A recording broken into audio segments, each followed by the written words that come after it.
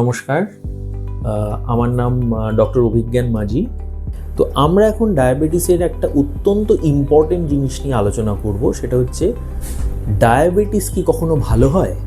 আমরা যারা modern medicine practice করি সেই মেডিসিন অনুযায়ী আমরা কিন্তু পেশেন্টদেরকে পরিষ্কার বলি যে দেখুন, ডায়াবেটিস কিন্তু আপনার কোনোদিন ভালো হবে না, আপনাকে সারা জীবন মেডিসিন খেয়ে যেতে হবে।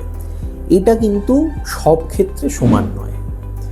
বিশেষ করে যে সমস্ত টাইপ 2 ডায়াবেটিসগুলো পেশেন্টদের মোটা হওয়ার জন্য হচ্ছে, পেশেন্ট যারা খুব ইয়াং, যাদের প্যানক্রিয়াসের ক্ষমতা খুব ভালো আছে, দ্যাট মিনস প্যানক্রিয়াসে যে ইনসুলিন তৈরি হয় এটা একটা স্পেশাল সেল থেকে তৈরি হয়, which is known as the beta cell of the pancreas.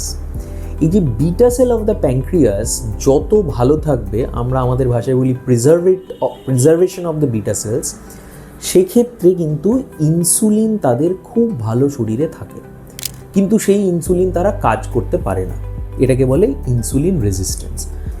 Insulin resistance কমানোর জন্য যে ওষুধগুলো আছে, মেনলি মেটফর্মিন, পায়োগ্লিটাজোন, এই ওষুধগুলো কিন্তু ইনসুলিন রেজিস্ট্যান্স কমায়। প্রত্যেক ডায়াবেটিকোলজিস্ট, ডক্টর যারা ডায়াবেটিস চিকিৎসা করেন, প্রথমেই প্রেসক্রিপশানে লিখে দেন যে লাইফস্টাইল মডিফিকেশন করতে হবে। তো এই লাইফস্টাইল মডিফিকেশনটা কী জিনিস?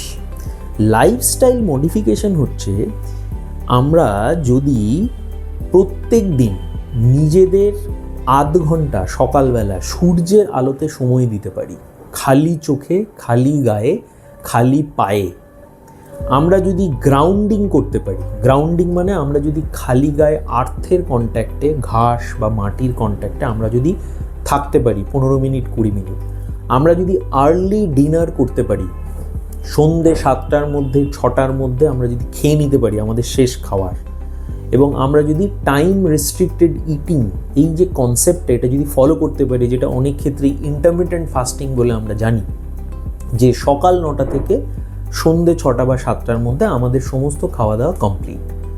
এটাতে কি হয়, এই যে সন্ধ্যে 7টা থেকে সকাল 9টা আপনি পেট ফাঁকা রাখছেন, 14 ঘন্টা থেকে 16 ঘন্টা, এইটা কিন্তু আপনার শরীরের অ্যাপোপ্টোসিস এবং অটোফ্যাগি বলে দু ধরনের জিনিস হয়। ওটাকে বলে cleansing mechanism of our body. আপনার বডিকে ক্লিন করতে থাকে, রিজেনারেট করতে থাকে। আপনার বডির সারাদিন ধরে যে বর্জ্য পদার্থ তৈরি হলো, ফ্রি র্যাডিক্যালস তৈরি হলো, সেইগুলো এই ফাস্টিংয়ে কিন্তু চলতে থাকে।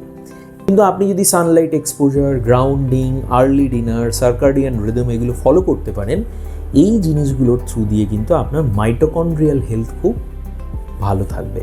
তো আমরা বলেছিলাম diabetes is a metabolic disease, কারণ আপনার মেটাবলিজমে প্রবলেম হচ্ছে সেলের মধ্যে। তো আপনার mitochondria is a part of the cell. Mitochondria যদি ভালোভাবে কাজ করতে পারে, এটিপি তৈরি করতে পারে, ফ্রি র্যাডিক্যাল ইনজুরি আমরা যদি কমাতে পারি, আপনার কিন্তু ওয়েট কমতে থাকবে, আপনার কিন্তু ডায়াবেটিসের কমপ্লিকেশন কমতে থাকবে, এবং ডায়াবেটিস আপনার কিন্তু রিভার্স হওয়ার চান্সও অনেক ক্ষেত্রেই সম্ভব। তো শুধু এইগুলো করলে হবে না, শুধু আপনি এই লাইফস্টাইল মডিফিকেশন করলে হবে না। লাইফস্টাইল মডিফিকেশন কিন্তু একটা অ্যাডজাঙ্ক্ট থেরাপি। তার মানে অ্যাডজাঙ্ক্ট থেরাপি মানে হচ্ছে এমন যে আপনাকে ওষুধও খেতে হবে, ওষুধ খাওয়ার সাথে সাথে কিন্তু আপনি এই লাইফস্টাইল মডিফিকেশনগুলো করতে পারবেন। এখন অনেক প্রশ্ন করেন আমাকে অনেক পেশেন্ট যে ডাক্তারবাবু আমরা ওষুধ কবে বন্ধ করতে পারবো?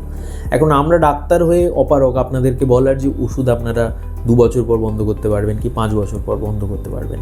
আপনারা যত এই ডিসেন্ট্রালাইজ লাইফস্টাইল মডিফিকেশনগুলোকে ফলো করতে পারবেন, সারা নিজেদের জীবনে প্রত্যেকটা দিন অল্প অল্প করে ফলো করতে পারবেন, আপনারা কিন্তু ওষুধের ডিপেন্ডেন্সি ছাড়তে পারবেন। এবং এটা সত্যি কথা যে একসময় কিন্তু ওষুধ বন্ধ হয়ে যাওয়ার chance is very very high. নমস্কার।